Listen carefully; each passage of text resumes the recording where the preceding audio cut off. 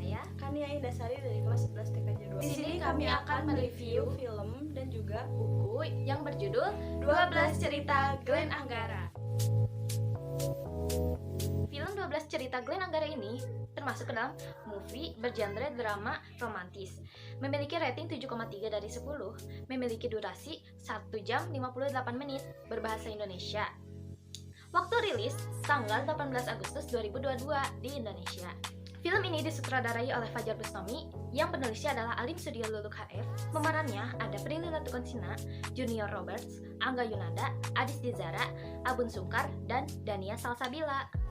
novel 12 Cerita Glenn Anggara ini penulisnya adalah Luluk HF, asal dari Indonesia, sempalan dari novel bestseller karya Luluk HF terbit pada tahun 2018, yakni Mariposa. Novel 12 Cerita Glenn Anggara pertama kali diterbitkan pada tahun 2019. Sesi di sini menceritakan tentang seorang pria bernama Glenn Anggara, si tampan yang juga terlahir dari keluarga yang kaya raya, tetapi memiliki kepintaran di bawah rata-rata. Pada suatu hari, Glenn bertemu dengan seorang gadis cantik bernama Sienna. Gadis itu memiliki wajah yang pucat, dan ia tiba-tiba saja meminta Glenn untuk menjadi kekasihnya.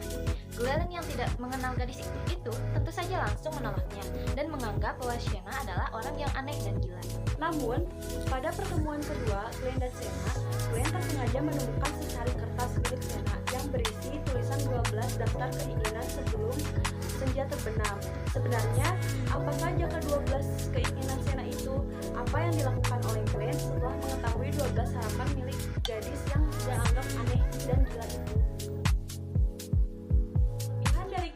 12 Cerita Glenn Anggara ini merupakan kisah cinta romantis remaja. Tetapi kisah ini tidak seperti cerita romantis biasanya, sebab Luluk HF menyelipkan kehidupan percintaan ini yang tumbuh bersama dengan konflik kehidupan, di mana Sienna berjuang untuk bertahan hidup dan mencoba mewujudkan impiannya.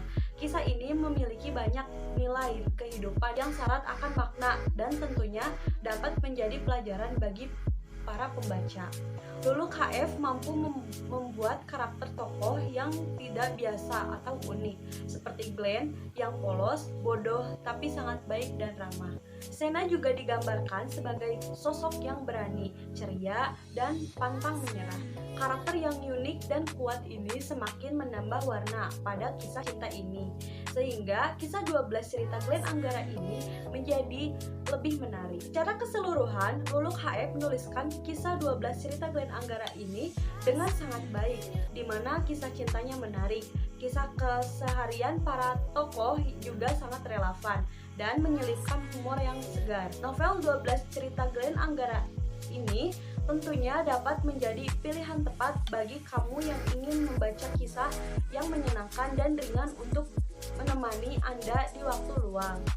Adapun kekurangan pada kisah 12 Cerita Glenn Anggara adalah beberapa pembaca merasa bahwa terdapat sejumlah bagian cerita yang kurang logis atau terlalu cringe, seperti adegan saat ibunda Glenn membuat acara syukuran karena Glenn baru saja memiliki pacar.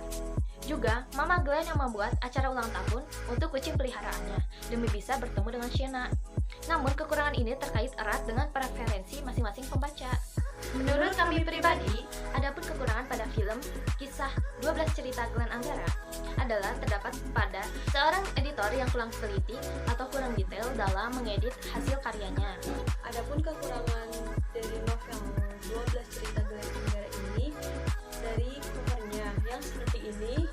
Jadi si covernya itu menurut saya kurang menarik untuk dibeli ataupun untuk dibaca, karena covernya juga sudah tidak menarik seperti itu.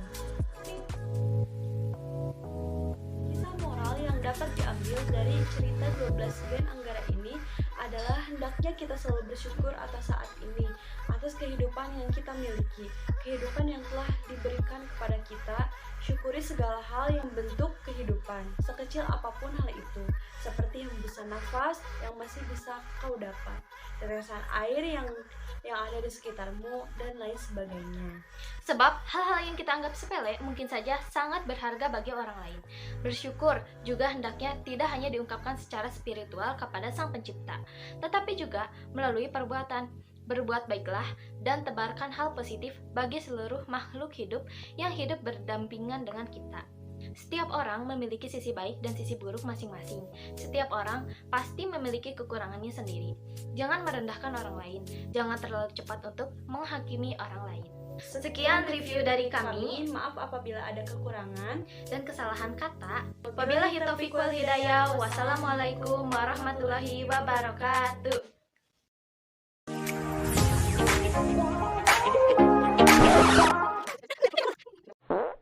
Orang memiliki sisi baik dan sisi 就 buruk 算 masing-masing. 为你 Setiap 赴 orang 汤 pasti 蹈 memiliki 火， kekurangannya sendiri. Jangan merendahkan orang 如 lain. 果 Jangan 我 terlalu 忘 cepat 了 untuk 怎么爱 menghakimi 你。 orang lain. Aku tinggal kanan sih Kania. aku juga